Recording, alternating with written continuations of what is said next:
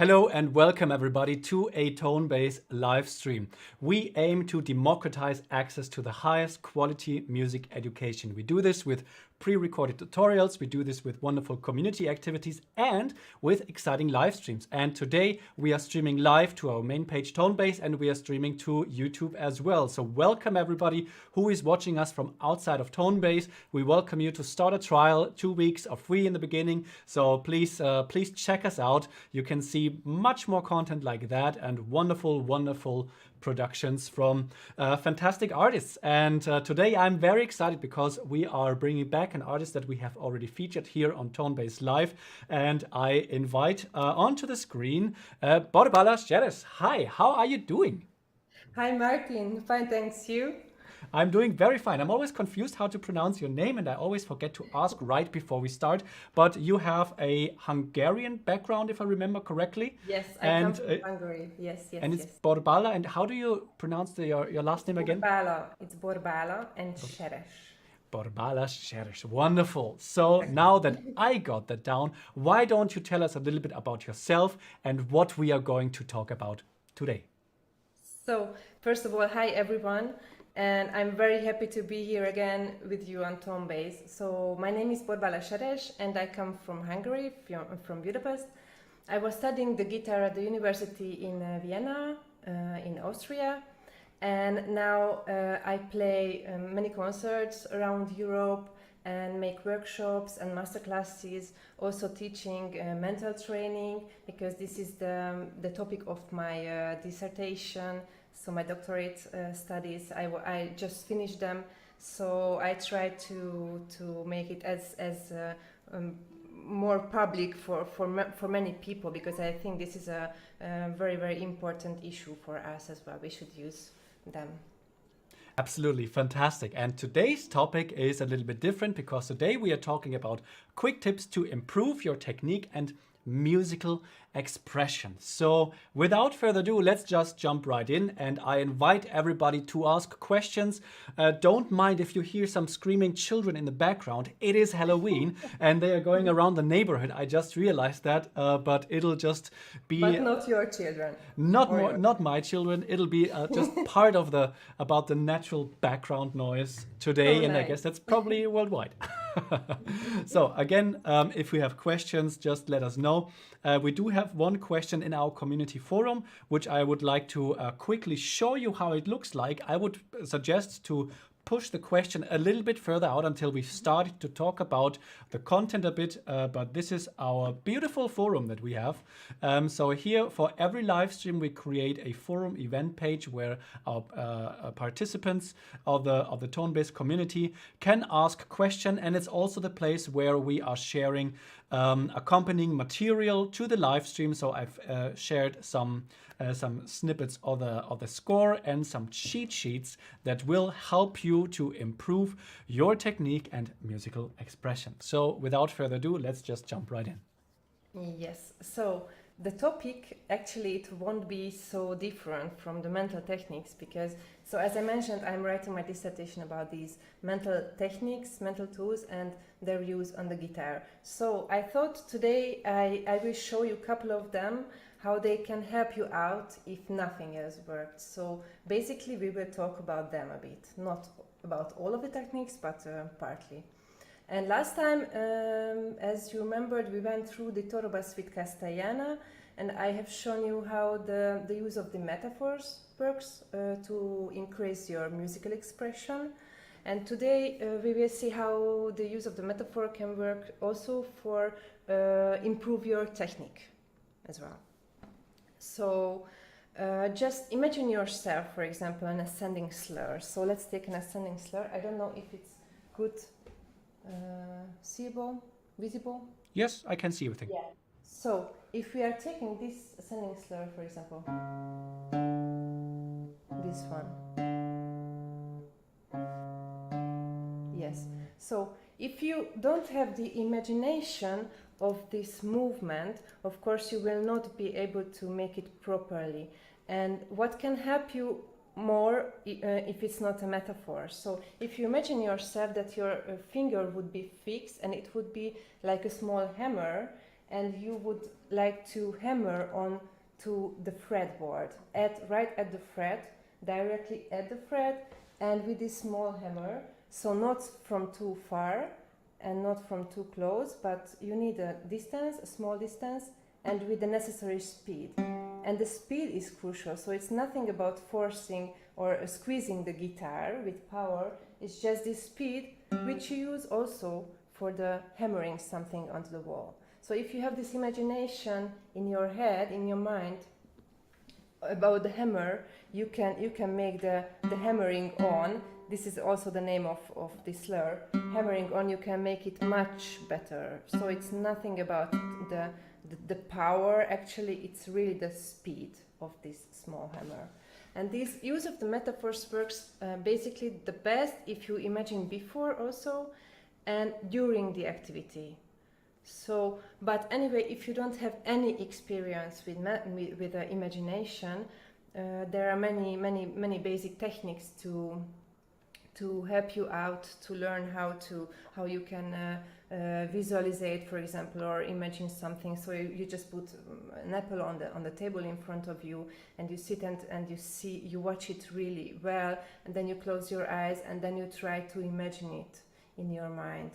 And then again and again till it's not quite good visible for you in your mind as well. So you can learn this visualization, this imagination very well with basic exercises.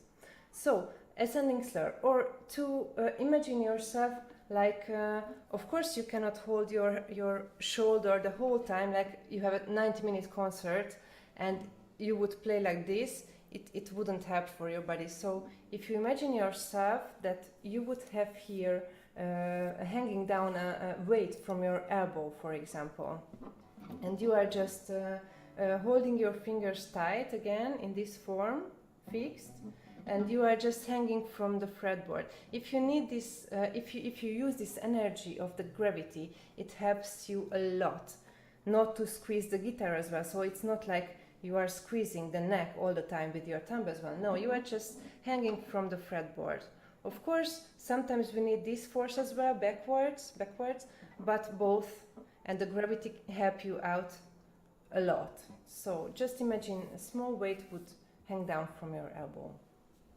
Or if we imagine our left hand, for example, left hand movements are very crucial, that we don't have too big left hand movements, because then we are not able to play flexible, fast, and as easy as we want. So if we imagine our fingers like it would be a small spider, for example, legs of a spider, of course a spider will move with its legs, very tiny legs, very small and fast, you know.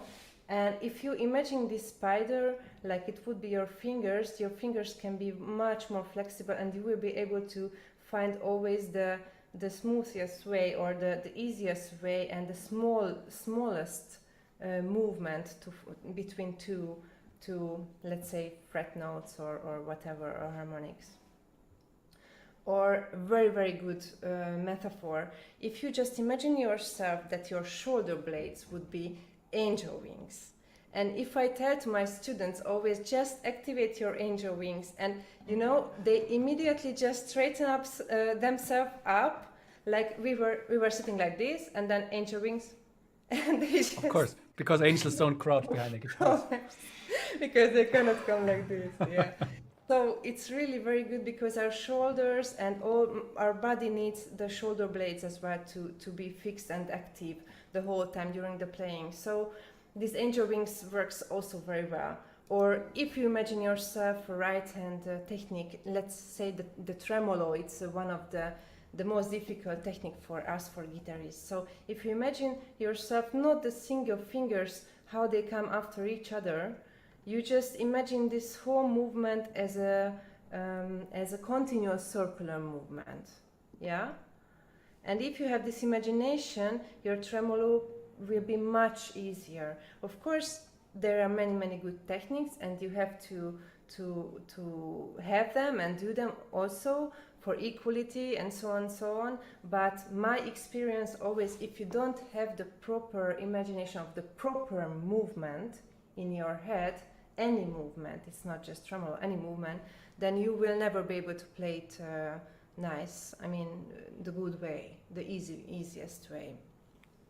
So, but you have to know the metaphors, all the metaphors, not the same works for everyone. So you have to experiment with it because, of course, you have different life experiences. So not the same metaphor will work for you or for me.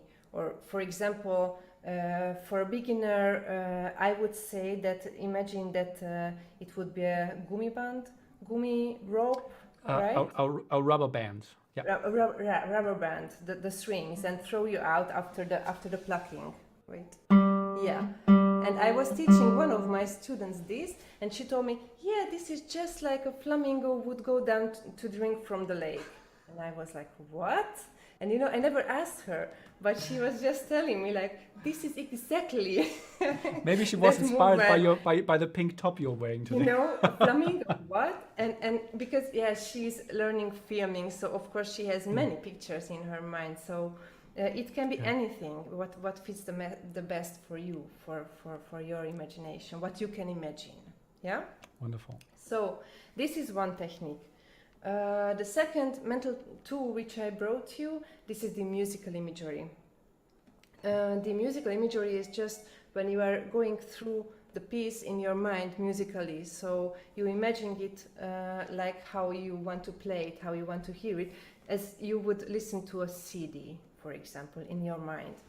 And there is not only one good way, so we have to experiment with use of the musical tools, what we want to express. But the bottom line, that we have to want to express something with our playing. So this is crucial, I would say. And not just playing the forte and the accelerando and ritardando because they are because of something. We want to express something through them or with them, right?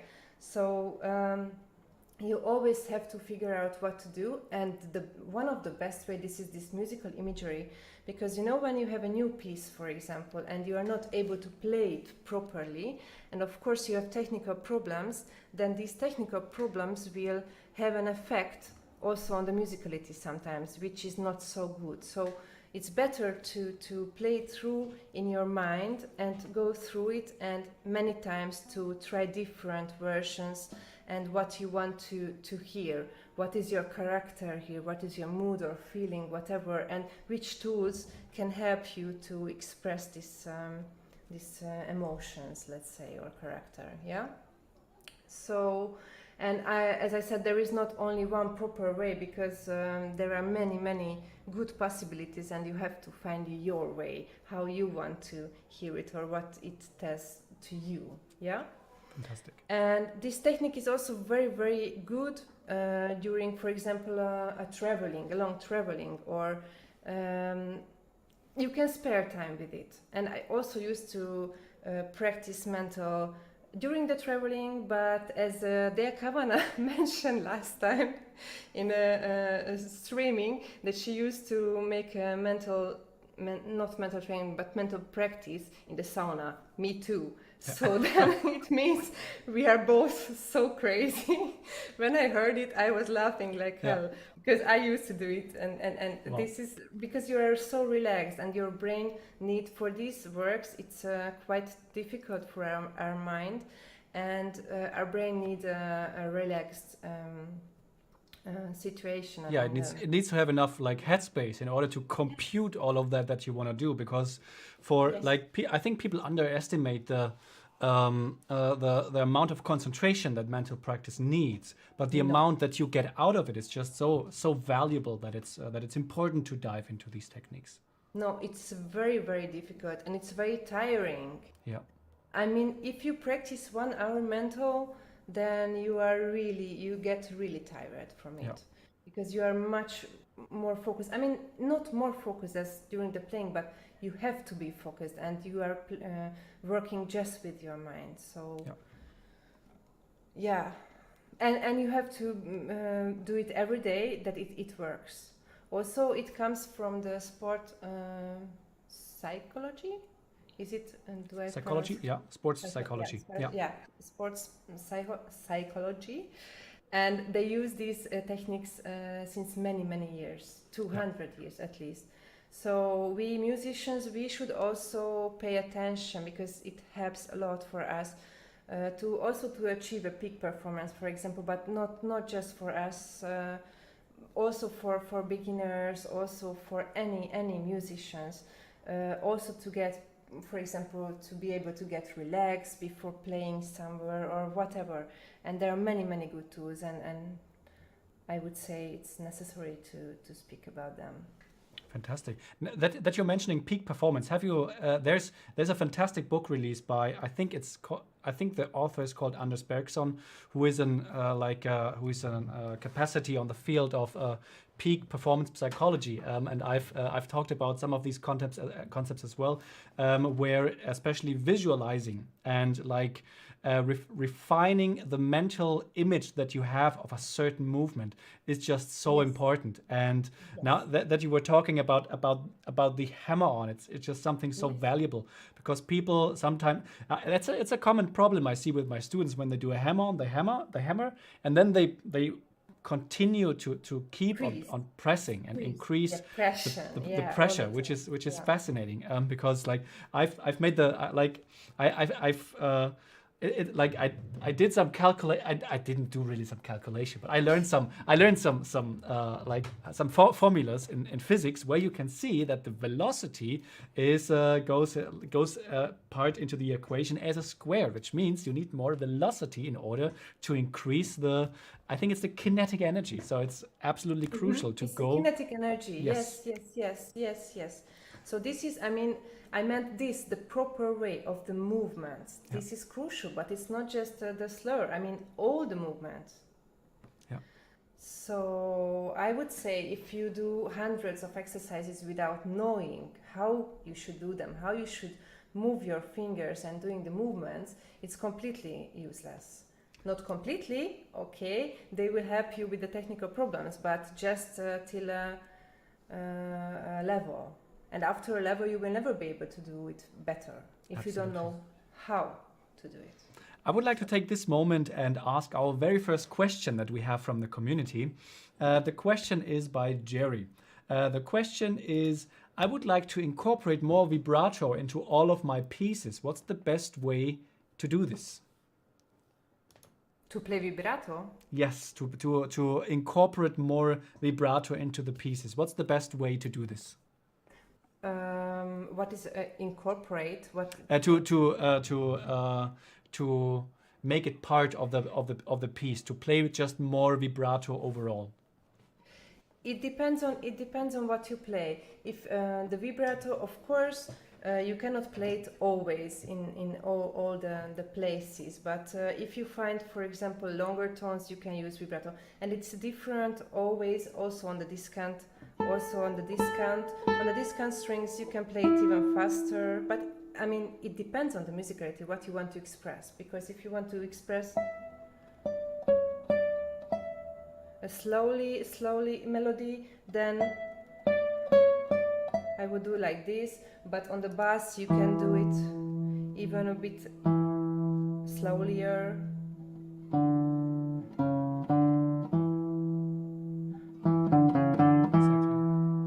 If it's more heroic, then you do it. I don't know what did he mean with it. So it always depends, of course, on the musical context. Yes. But sometimes I know that sometimes we have this because it is impacting the balance of the left hand when playing. Yes. When playing the vibrato. So it's always important. Because sometimes the melody requires us to do a melody. But it's technically difficult. It's not possible. Yeah. So I think the question is also aimed into this direction, because sometimes we have, for example, a barred finger, for example, Chord, and we yeah, don't want to have the and we whole cannot, chord. yeah. Sometimes you can do something just with your pinky finger, and there are a gazillion More different ways to do movement. vibrato. I would recommend we have fantastic course with Elliot Fisk on our homepage, and he's just the master on gazillion different kinds of vibrato techniques. When you look at his fingers, doing all kinds of these electric guitar vibrato to the pinky only fingering with the whole barred finger. It's absolutely fascinating to watch. But as you said, the most important thing to keep in mind, it's always dependent on the musical context. So Yes. And wonderful. what you want to express with it. If it's what is the character. If it's a slowly amorous melody, then of course maybe slowlier. Or if it's really heroic, or I don't know, I am angry or whatever. Yeah. So depends on. But also, as you said, there are many places where it's almost not possible to do it. So yes, Absolutely. but mostly not squeezing the neck, for sure. Yeah, That's yeah, for yeah, sure. yeah. Like the freedom of motion Yes, still needs to be yes, needs of to be the wrist retained. as well, a bit, Yeah, and fingers. Yes. wonderful. I would say, yeah, I would like to take an example for this musical imagery Hmm. and go back to the tremolo, because this is one of the most difficult issue for us, for guitarists. And if you imagine yourself like you, for example, the Una Limosna by Barrios, and you would like to focus on the best tremolo and to play the piece, I mean, maybe it wouldn't be enough if you don't want to express anything with it. Just concentrate, focus on the tremolo. So I would say it would sound like this. I try to show you.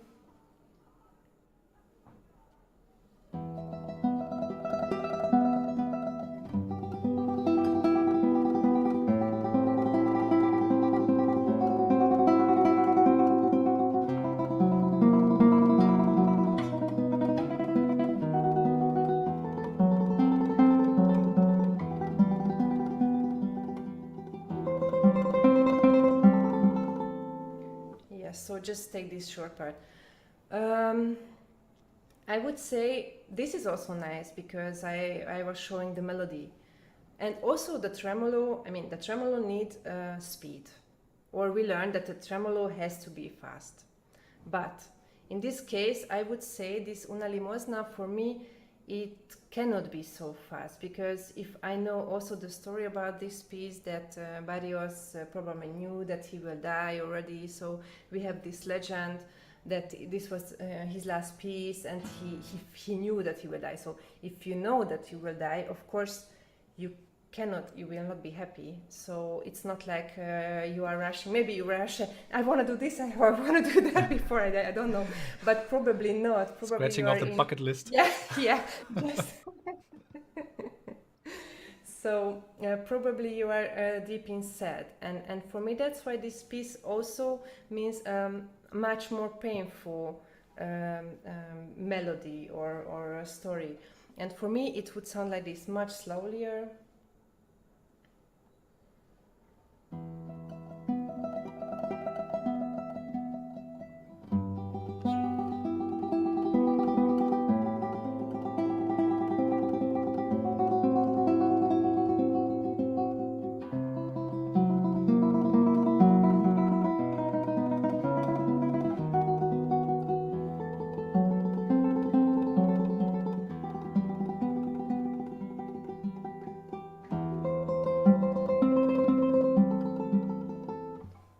So on. Beautiful. So as you heard, it's completely different story, right? Because now I felt really, I mean, I felt the pain what he could probably feel during to write this piece. So for me, but I mean, this is not the only proper way. Of course, you can play as you like and as what it says to you. But for me, it's this deep and this sad piece, for example, and it doesn't matter and that the tremolo was not so fast. I mean, the tremolo is just a tool to express something musically. Of course, it's really difficult for us to have it equal An equal slow and tremolo, yes. Yes, and it's even more risky to have it with tempo flexibility and to have it the middle tempo that is horroristic. But doesn't matter if the music says this for me, then I want to express that. I want to express it this way. Yeah. And what is also, what did I want to say?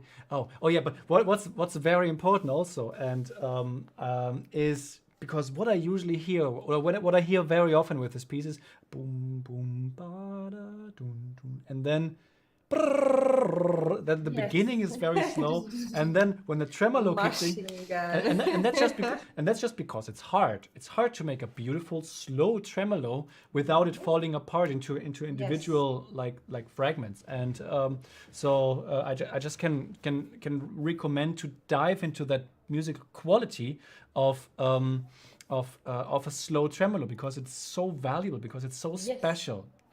As you said, certain pieces require a certain tempo, but it's not said that all tremolo pieces need to be at least 120 beats per minute, for example.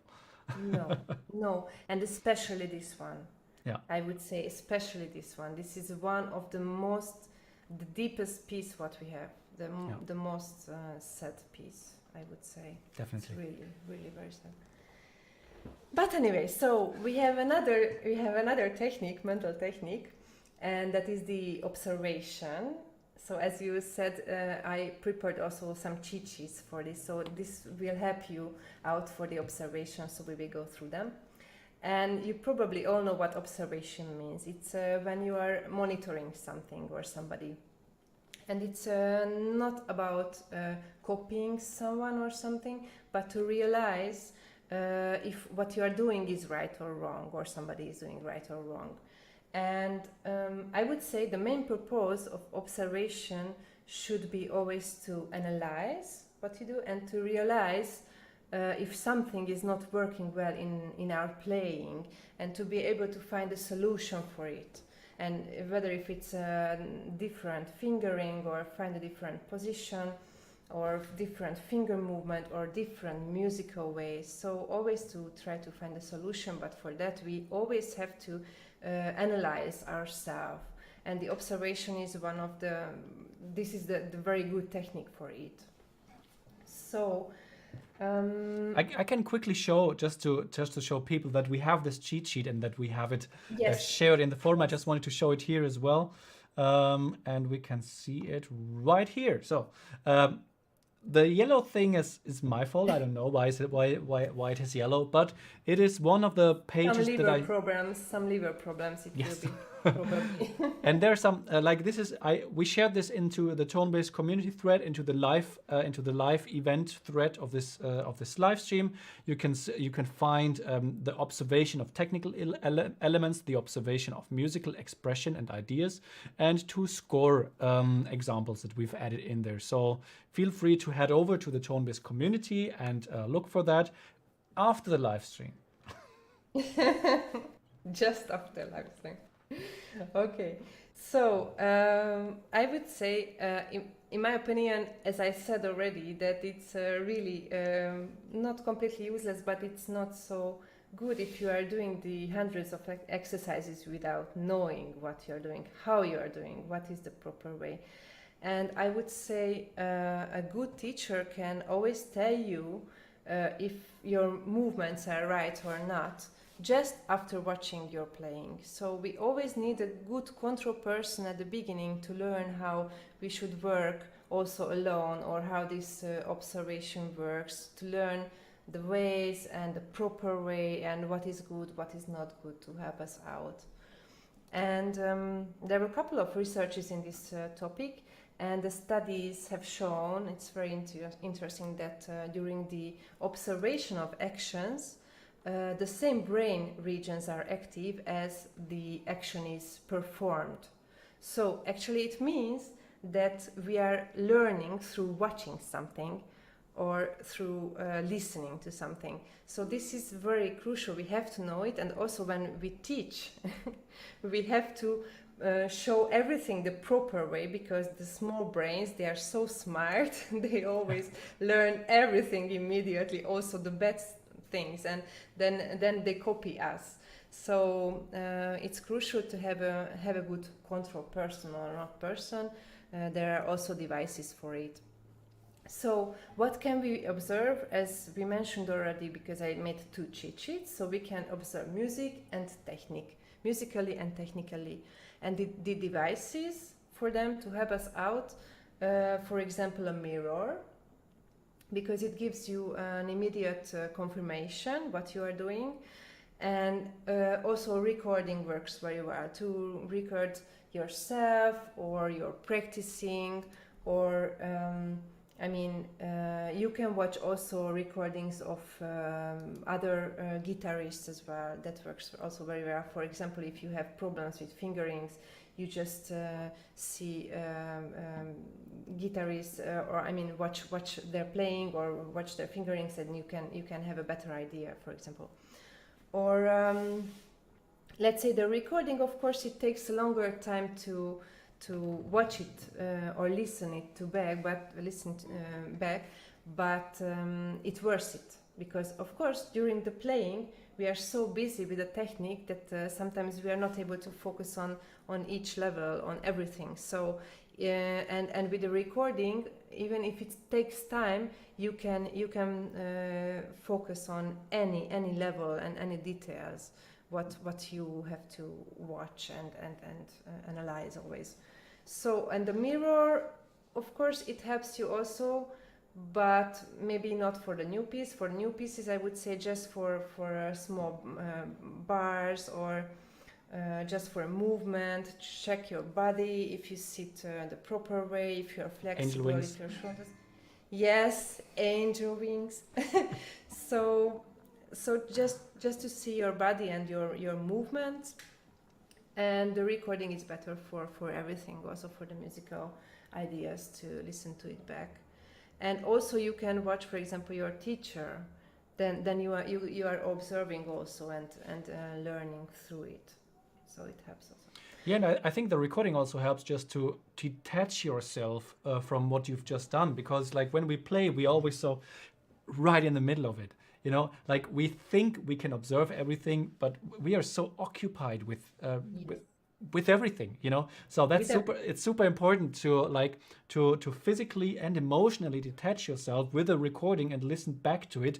And what also kicks in, what we've just talked about a couple of minutes before, is the visualization. Because once you hear it and that you played it, you immediately also start to visualize the movements again. So, and this is furthering increasing your ability to play and perform that piece. We have a question just about that, I think, which I'd like to moderate to you. The question is by Olivier, and it's like one question and then a follow-up or a clarification.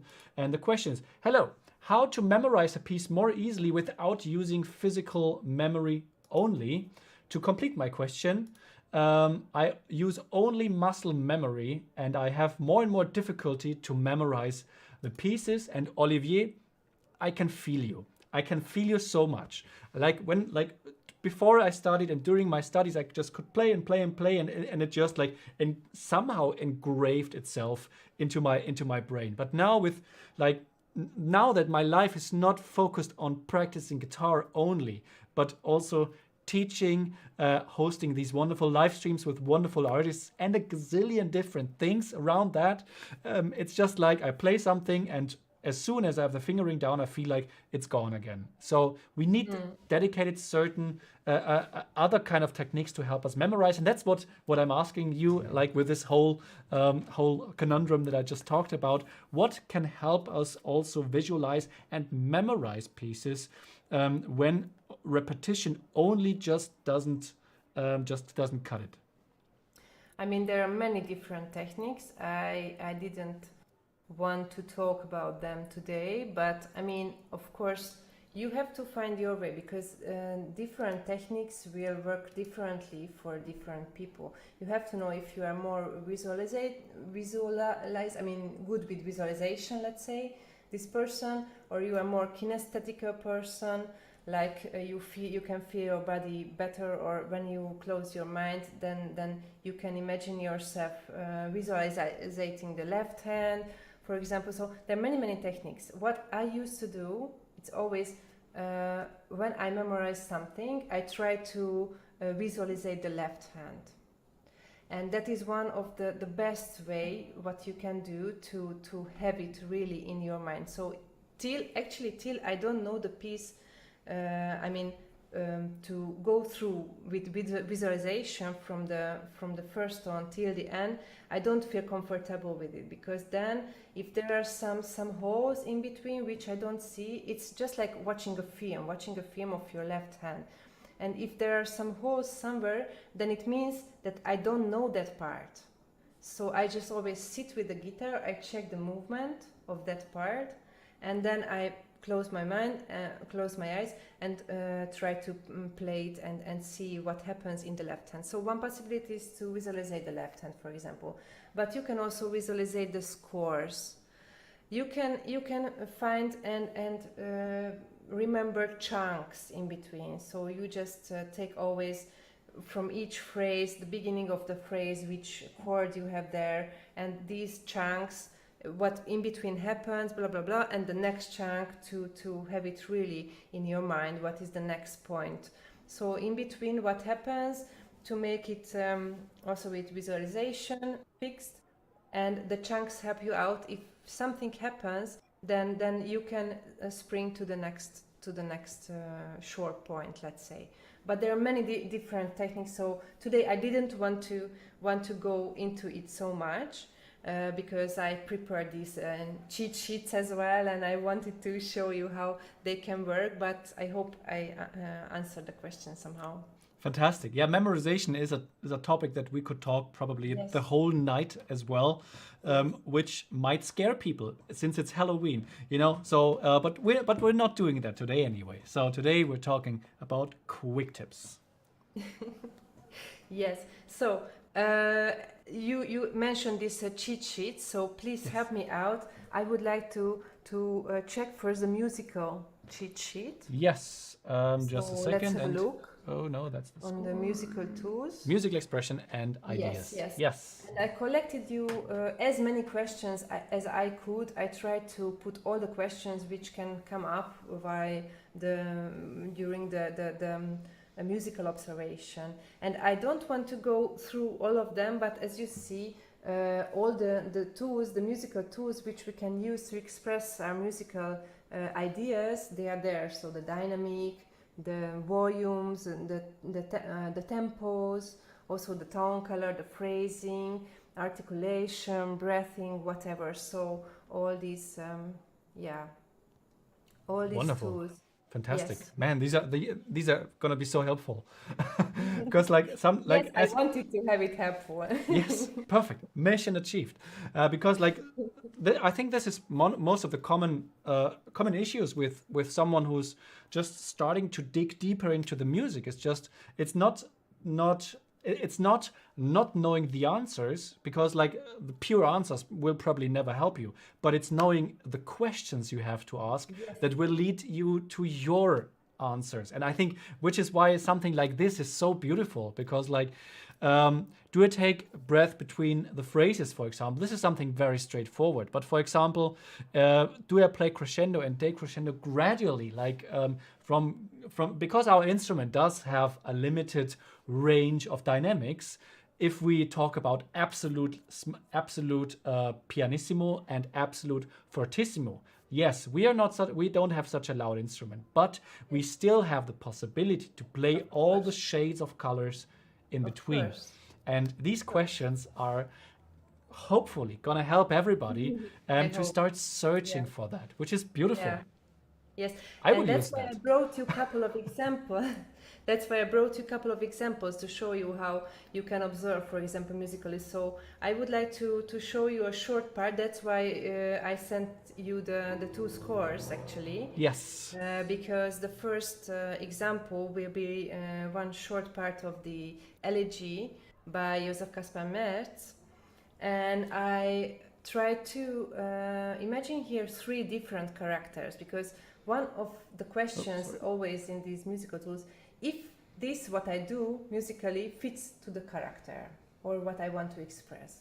So I imagined here three characters which I thought that fits good for this musical material.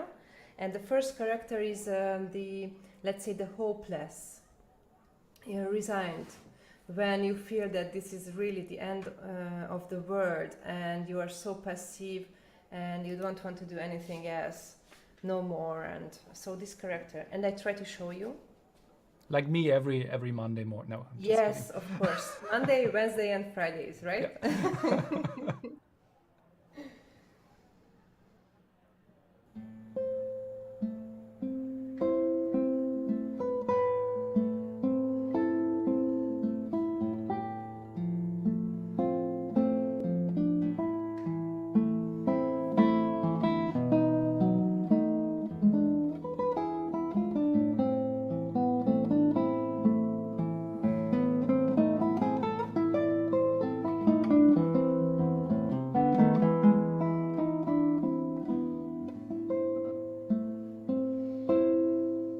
So just this short part, let's take it.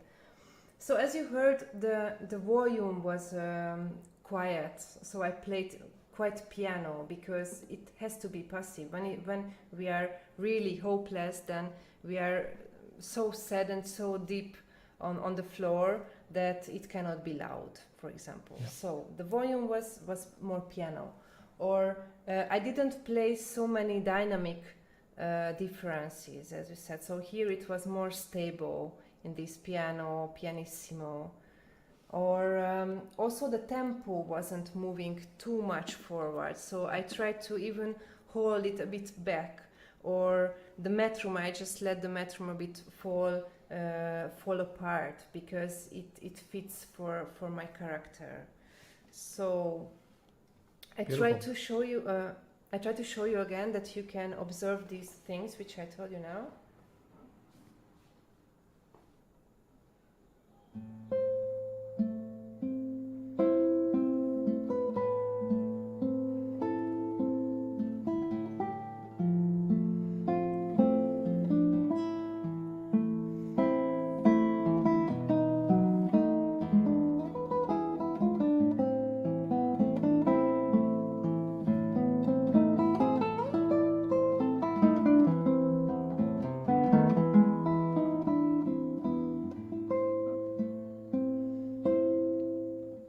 But of course, in this character, there are many other possibilities to play it differently. So you have to find your way. But this was my way.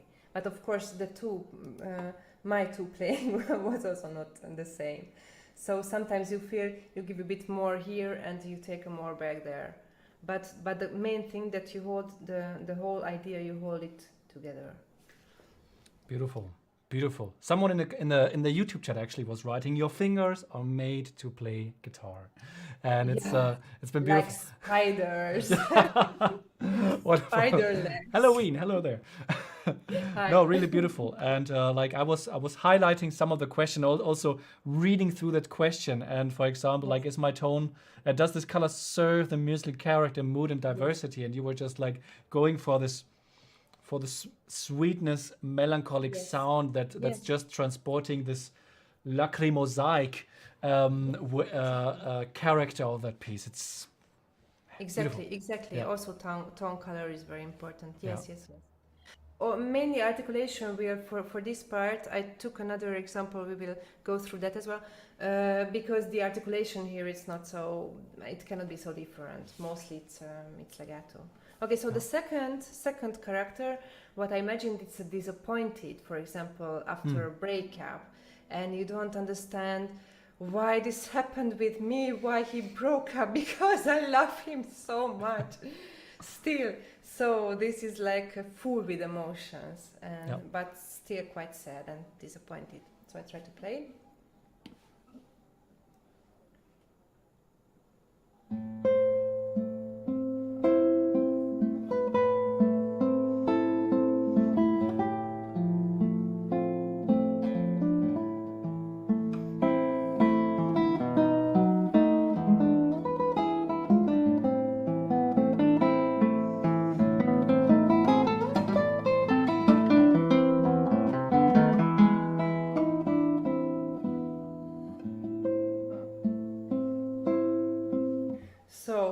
as you heard, there are many more expressions in this character. So I tried to move also with the tempo. It was more flexible, so I didn't stay in tempo. Actually, I tried to move forward, move more and more, and also with the volume, much bigger differences. So it was general, more expressive. Yeah, beautiful. It was just this much more audible outcry at the end of the phrase, which was beautiful. Yes, And yes. I think this is sometimes we forget the storytelling quality of music. We get so caught up in those technicalities, like how do I get the sweetest sound? How do I play this technically? And what harmony is that? But also in the end, we wanna take our audience like off to a musical journey and to an emotional journey, and but in order to do that, we as artists, we need to define that. We need to know what story we want to tell, and then, for example, using a sheet like that in order to find the means and the tools to do that. And like the way you were describing what you intend to do, and like going through these questions, I really could hear that you yourself went through this process of defining how am I gonna tell what. And I think this is gonna be so defining in your interpretative journey and in your qualities in an artist, if you start asking these questions. Again, we're not giving answers, we just help you ask the right questions.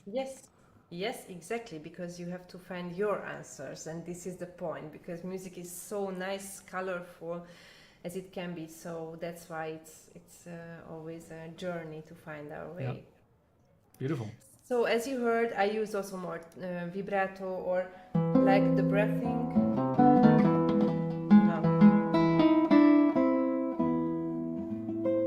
Much more breathing and more ritardando here. So and whatever. Breathing into that pain of the dissonances. Oh, I love it.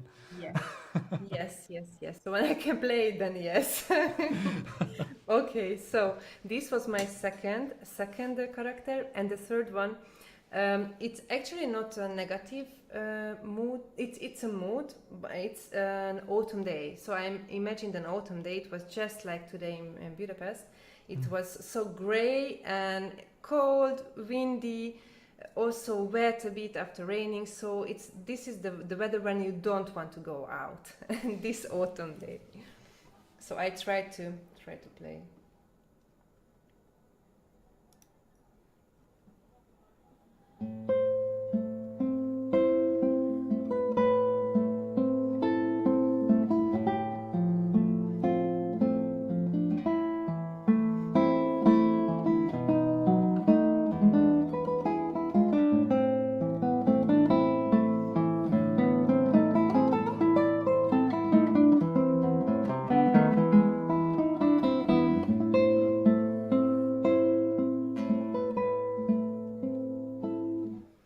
So as you heard, it was also quite different. I took the tempo, I didn't leave it so flexible as the second one, and I tried to play it in mezzo forte, mezzo forte kind of, but of course to show the melody always. And the tone color could be different, but for me, I mean, when I look out from the window, I could imagine with this character, this autumn day. Yeah, to me it sounded like oh, man, this weather, I'm so bored, what should I do? But it sounded like that in the most beautiful way, like that. But I could really feel like but let's stay at home. Let's stay at home, okay, right? okay, yeah, because okay, it's too windy. Yeah. I just saw that the leaves falling down and the wind blow them somehow. So you can imagine anything. Yeah. The bottom line that you want to express something, with your playing. Yeah. Okay, so I try to play you all the three after each other, that you can listen to the differences. Yeah. Beautiful. So the hopeless.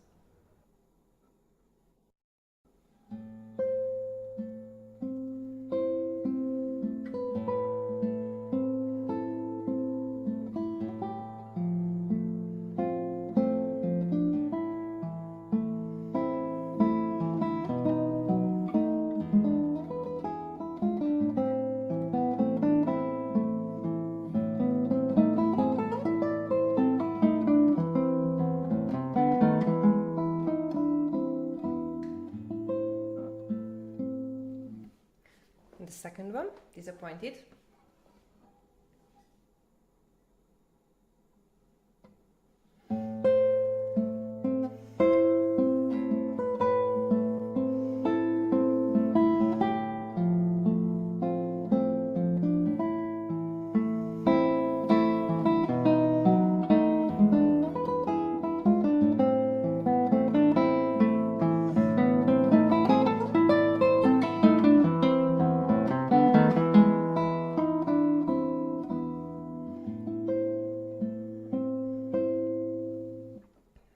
And the third one, it's the autumn day.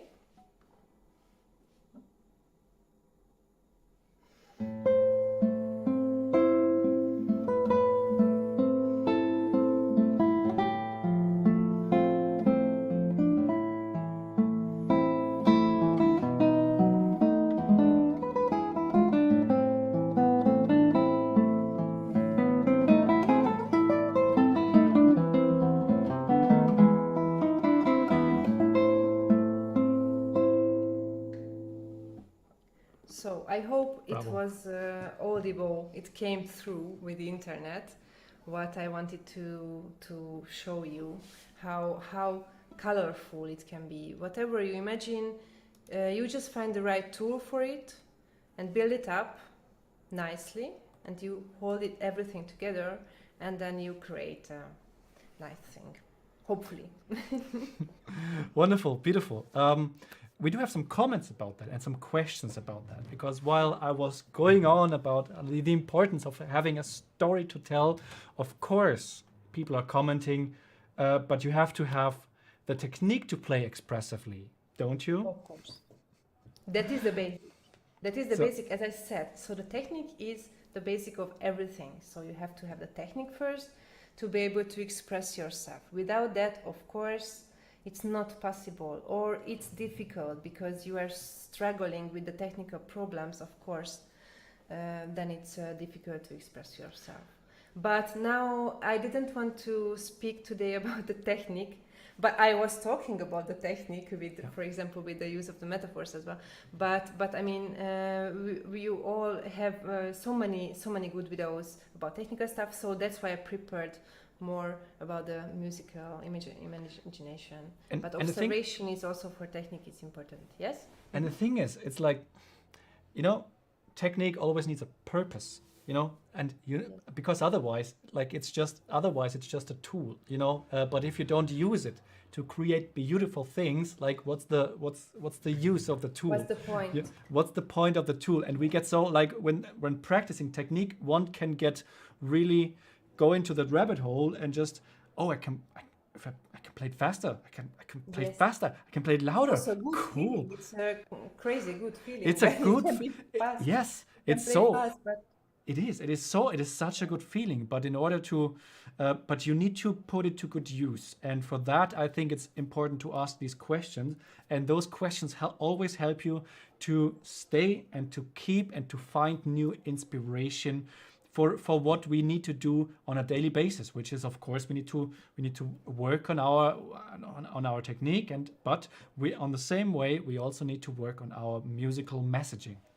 yes, and at least, I mean, you are the interpreter of the music. So all the technical issues, of course, they are basic. We have to know them, but this should be. I mean, if we cannot enjoy music, then why we are doing the hundreds and hundreds of technical exercises? I mean, the end has to be not the suffering from the technique, but to enjoy the music and enjoy emotions and life and stories and whatever emotions. Yeah. Absolutely. I would like to use this moment to go into a question that we have actually in the community of tonebase, which is a more technical question. But since you are playing this piece, the Elegie by Merz, just so beautifully, I think we can dive a little bit into that. And let me show that in the it's this button here. The question that we have here, it's an excerpt from the final of the how do you say of the Elegie, and the question is: Borbála, I wanted to ask your advice on how to learn this fragment of Merce's elegy to play it with the same fingering you do and as well as you do. Thank you and congratulations for playing wonderfully and being so nice. And thank you, Martin. Thank you too. So let me put the that up. I think that we're having a good time here. So let me actually put up the score, and I think it's in this manuscript it's the first line. Page, the very last page. Yeah. This. I don't know if it's whether if it's the right hand fingering or the left hand fingering, which she. It's Beatrice, and I don't know too. It's probably best to go into both because this is a challenging passages for left and right. Okay, so she asked. Yeah. Okay. So first, the right hand fingering. I stay with I, M, and A fingers on the treble. So also always I change the P.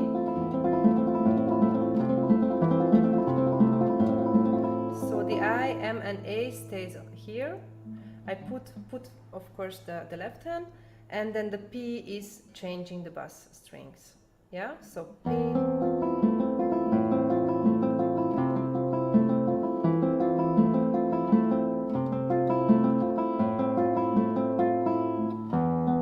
Same idea.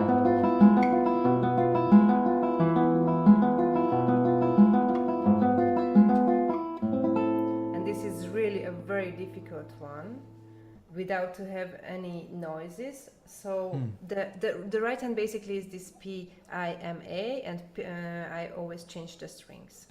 And the left hand, I start in the 5th position. 4th finger, 4th finger, 4th finger, open string. I change the position. 1, 3. 4th finger, I put the 4th finger.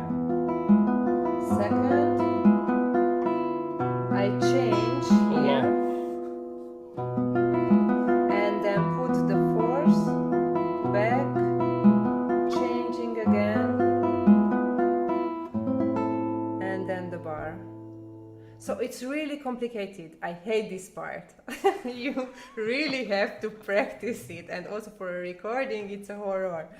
Yeah. But it worth it. So you fix the second position. You fix the 1, 3, and then you can change the 2, 4. Fantastic, wonderful, man. I will tell Beatrice in the forum that we've answered that question about. I hope, but just don't hesitate. Send me the questions afterwards, and I. Wonderful, wonderful, absolutely fantastic, beautiful. Let's go on. I have many things to tell you. Still. Yes, we are almost done with the live stream, but let's just Borbála, okay. Give it to me. Yeah. So I prepared also a second version, another part from Kost. It's a Rondo de Concert, Opus 12, just to hear the different characters here. So I imagine here also 3 different characters. The first is confident. It's just like a boy want to have a girl, and it's like a teasing. So.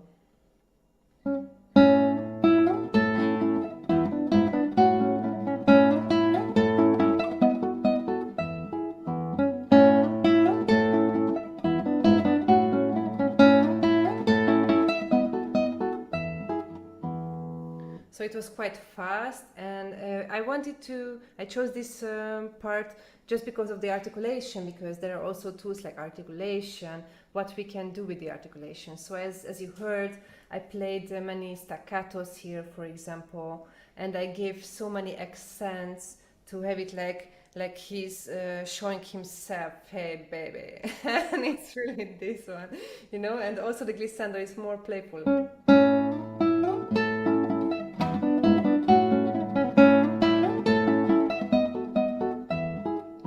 Yes, but if I have my second character, for example, which is amorous, I imagine myself that a love couple is speaking, and they speak so sweet, and they love each other. I love you. No, I love you more. No, I love you more. And this is this kind of amorous character.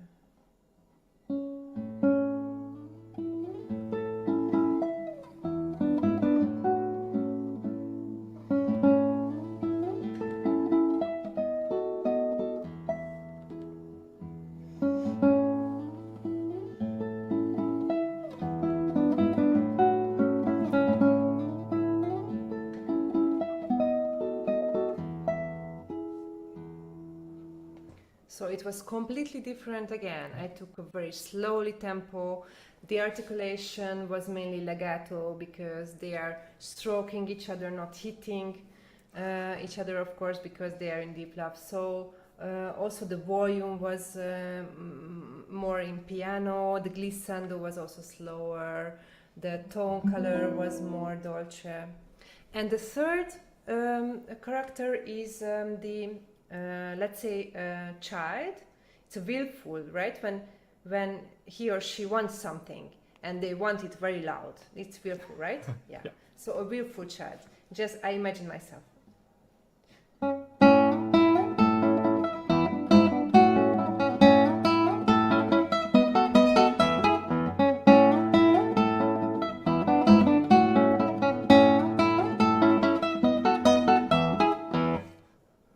It sounds so much like my niece when she So wants something. yes, you know, when they are in the middle of the shop, of course, and they start to, Yes. but mom, I want this chocolate. Ah! And it's really this character. So you heard I took the secco tone color for this, for example, and the accent, it was not that tasteful accents as for the first one. It was more like harder and marcato and more forte, and I didn't release the ending, so I stayed in fortissimo because I want that chocolate, mom. So you can express many different things, and still it's a rondo. I mean, it returns back many times, and you have to find always a different way not to get bored, you and also for the audience. I mean, to play as colorful as it can be, right? Absolutely brilliant. Borbála, thank you so much for all these insights.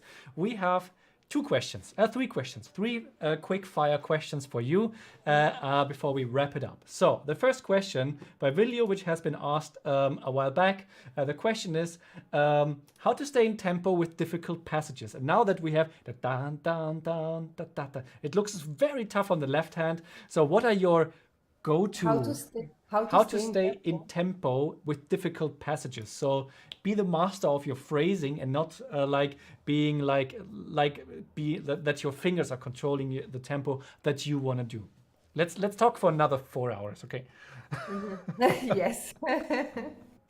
But I mean, it depends on what. So you have to have your inner metronome.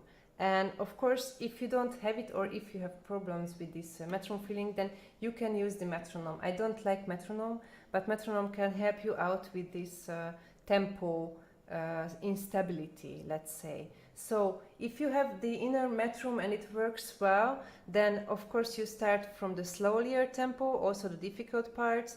You stay in tempo, yeah. And when you can raise the tempo when you can play it nicely, then step by step you can raise it, and then also your tempo will stay, probably, hopefully, and the technique will not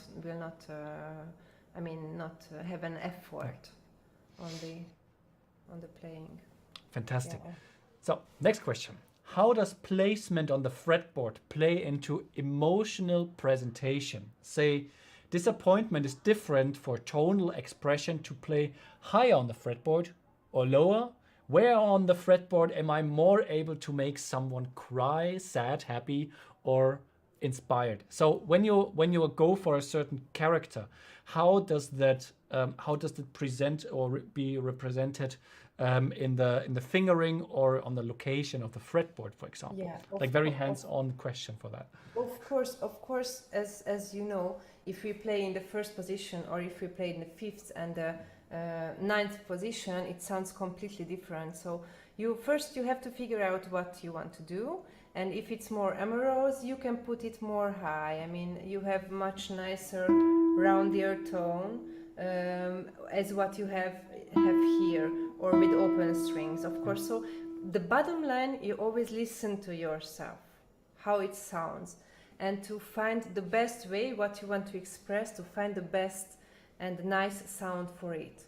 So also to have different positions for the tone color, of course, it helps you to increase different characters. Yes.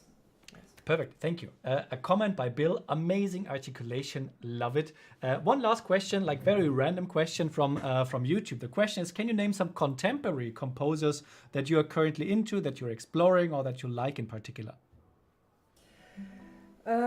Let's say I like Bogdanovich very much because this is a kind of folk music. So I used to play many pieces from him, and they are also very temperamentistical. But mainly now I am busy with many different other things. So not exactly with the contemporary music right now.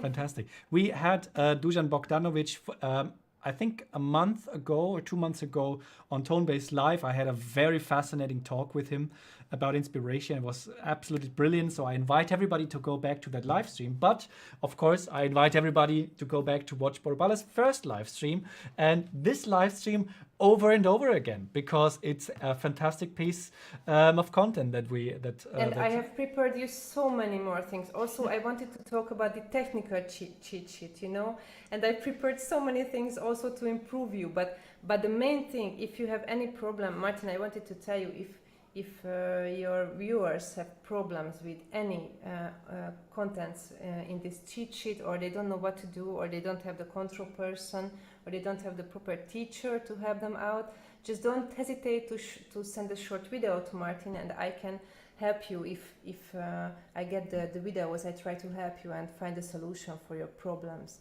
because I didn't have enough time for everything today. So absolutely brilliant. So everybody, feel free to put your questions into the thread of this live stream, and you can go back and rewatch this live stream and to gain further insights.